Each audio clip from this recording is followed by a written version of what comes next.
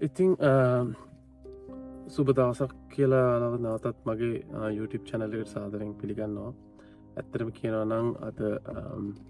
ලංකාවට වෙලා තින මේ ස්භාවික විපත ගැන පොඩ්ඩක් කතා කරන්න එත්වා වි ඇත්තරම ඉතාම කනගාටුදායක තත්ත්වයක්. අපි දැම් මේ වෙලාව ලංකාව තියන තත්ති ගනු කතා කල්පනා කරන්න ඕනි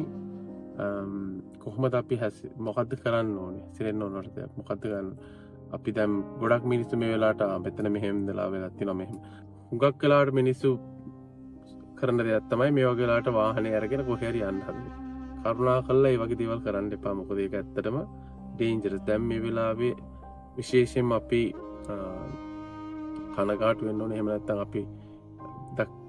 කල්පනා කරන්නට කොච්චර අපේ සහෝදර ජනතාව මැත්ත අපේ සහෝදර හිත මිතුරන්ගින් ජීවිත හාන වෙච්චි කට්ටිය කොච්චරින් නොද හෙමනත් ඒගොල්ලු එගොලු ආදරය කරන කට්ටියට කරදර විච්ච කට්ටිය කොච්ච විශේෂයෙන්ම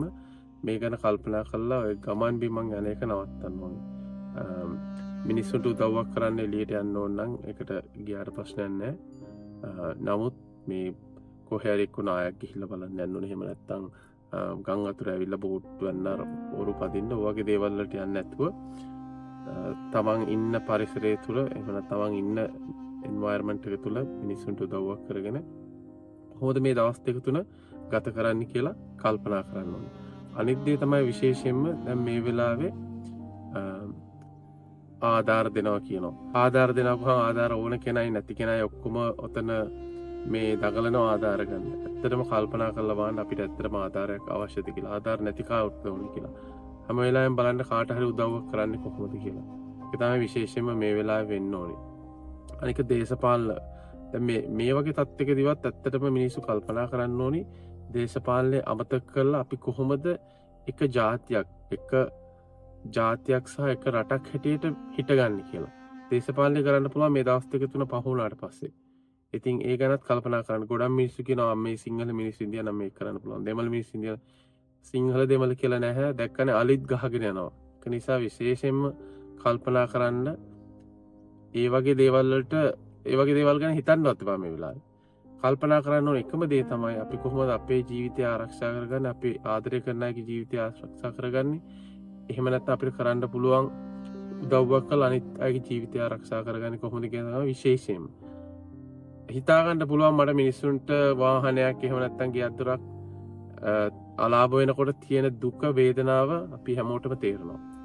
නමුත් මේ දවස් දෙක තුන විශේෂයෙන්ම හිතන්න ඕනේ ඔය ඒ වගේ අවදානමක් තියෙන තැනක ඉන්නවා නම් කොහොමද තමන්ගේ ජීවිතය තමන්ගේ පවුලේ කට්ටිය සේෆ්ලි එහෙම නැත්තම් ඒ කට්ටිය කොහොමද සේෆ්ලි වෙන තැනකට එක්කන් ගිහිල්ලා අපදා කල්පනාකරණය කරන කට්ටියගේ උපදෙස් අනුව කොහොමද ප්‍රධාන වශයෙන් ජීවිතයට හානියක් කරගන්න නැතුව එහෙම නැත්තම් තමන්ගේ ශරීර සෞඛ්‍ය හොඳින් තියාගෙන මේ දවස් දෙක තුන ගත කරන විදිහ තමයි විශේෂයෙන්ම ඔයාලා කල්පනා කරන්න ඕනේ. මෙහෙත් ඇත්තටම කියනවා නම් මේ කාර් එක ගන්න මේ පුතා ක්‍රිකට් ගහනවා අහසත් එක්ක කළු කරලා තියෙන්නේ. අනිත් දේ තමයි ඇත්තටම දැන් මේ වගේ අවස්ථාවල අපිට පුළුවන් හොඳම දේ තමයි තව කවුරු හරි බලාගන්න එහෙම නැත්නම් සමහර විට දැන් මේ වැස්ස වැඩි වෙලාවෙ ළඟපාත ගෙදරක ඉන්න පුළුවන් වයසක කට්ටිය ඒගොල්ලන්ට අවශ්‍ය කෑම බීම පුළුවන් උදව්වක් කරන්න අපි ඉතින් රට එහෙම නැත්නම් පිටරට ජීවත් වෙනවා මං හිතන්නේ පිටරට ජීවත් වෙන ගොඩාක් ශ්‍රී ලාංකිකයන්ට මේ වෙලාවේ තියෙන ප්‍රශ්නයක් තමයි මේ වගේ දේ වුණාම කොහොමද උදව් කරන්නේ එන්න විදිහක් නැහැ නමුත්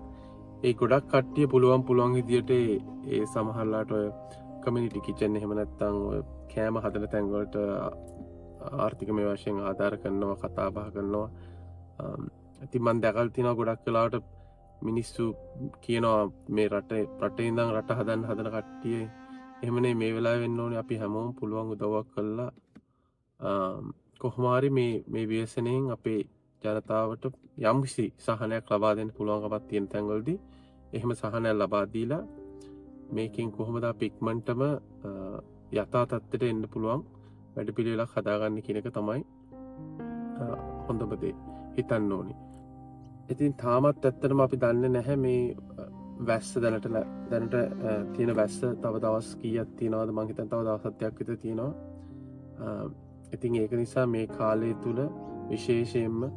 දැන් ගොඩක්ම හිතන්න ඇද්දයක් තමයි රත්නපුරේ එහෙම නැත්නම් ඔය සාමාන්‍ය අපි ජීවත් වෙන පරිසරයේ ලංකාවේ සමහරලාට ගෙදෙට්ට වැහැලා වතුර එන්නේ එහෙම නැත්නම් ආයන්නේ ඒ වගේ අවදානමක් නැහැ. නමුත් කල්පනාවෙන් ඉන්න මොකද විශේෂයෙන්ම ලංකාවේ දන්නවනේ සත්තු සර්පයි ගේ ඇතුළට එනවා. හොඳ කල්පනාවෙන් ඉන්න ඕනි දවස් දෙක තුනක් තමයි අපි මේ ගත කරන්නේ කඳුරට පැත්තේ. නැත්නම් කඳුකර පළාත් වලින් විශාල ජල ගංගාවක් එකතු වෙන්නේ මොකද වර්ෂාපතනය ගොඩක් වැඩිුනහම අතට මේක වෙන වයලන් තමයි වතුර කියන්නේ වෙන වයලන් දෙයක්. ඒක නිසා විශේෂයෙන්ම ඒ කාලේ වගේ නෙමෙයි පරිස්සමෙන් ඉන්න තැනට වෙලා ඉන්න තමයි ඕනි. ඉන්න බලන්න එළියට යන්න අවශ්‍යම කාරණයක් තිබ්බොත් විතරක් එළියට යන්න. ඉතින් අවසානයට කියන්න තියෙන ඇත්තටම හරිම ඛේද ජනක තත්ත්වයක්. ඒ කියන්නේ දරුණු තත්ත්වයක්. අපිට හරිම කනගාටුයි. අපි රටේ නැහැ මිනිස්සුන්ට උදව්පදව්වක් කරගන්න විදිහක් නැහැ. නමුත් අපි පුළුවන් විදිහට ඉදව කරනවා අනිවාර්යෙන්ම. ඉතින් විශේෂයෙන්ම මේ දවස් දෙක තුන යනකම් කල්පනා කරන්න ඕනේ වාට අවශ්‍යම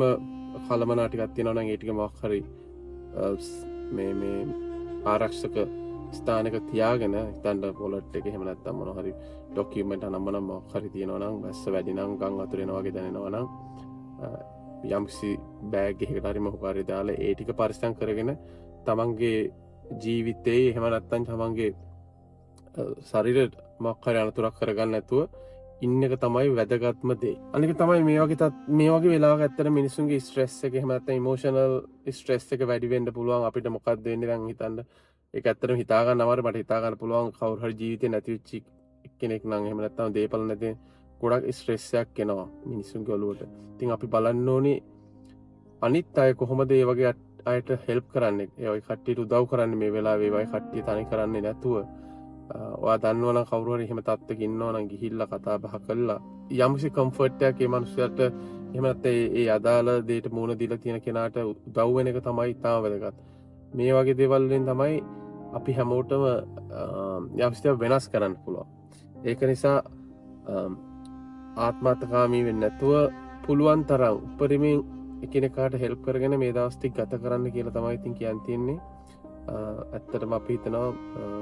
මේ වෙච්ච නැචරල් ඩිසාස්ටර් එකකින් නැත්නම් මේ ව්‍යසනයෙන් ලංකාවට ඉතාම ඉක්මනට මේකෙන් රිකවර් වෙලා නැවතත් සාමාන්‍ය තිබ්බ තත්ත්වයට එන්න පුළුවන් වෙන්න ශක්තිය ධෛර්යය ලැබෙයි කියලා.